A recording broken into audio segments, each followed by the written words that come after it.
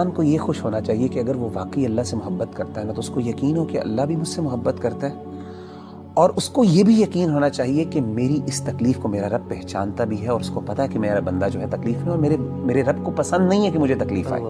آپ کو حدیث سناتا ہوں، صحیح بخاری کی ایک اور حدیث ہے، یہ بھی حدیث قدسی۔ اللہ کے رسول صلی اللہ علیہ وسلم، اور میں سمجھتا ہوں یہ سبحان اللہ، یعنی یہ انتہا ہے اللہ کی محبت کی، اس سے زیادہ کیا محبت ہو سکتی ہے۔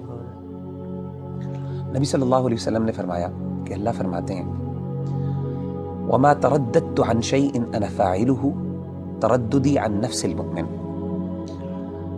اللہ فرماتے ہیں جب بھی میں نے کوئی بھی کام کرنا ہوتا ہے نا، مجھے کبھی بھی اس میں کوئی ہیزیٹیشن اور کوئی تردد نہیں آتا سوائے ایک کام میں۔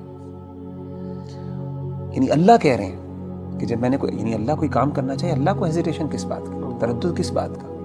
اللہ تو بے نیاز ذات ہے نا۔ نبی صلی اللہ علیہ وسلم فرماتے ہیں کہ اللہ فرماتے ہیں کہ مجھے صرف ایک چیز میں ہیزیٹیشن ہوتی ہے، تردد ہوتا ہے، اور وہ اپنے مومن بندے کی جان لیتے ہوئے۔ کیوں؟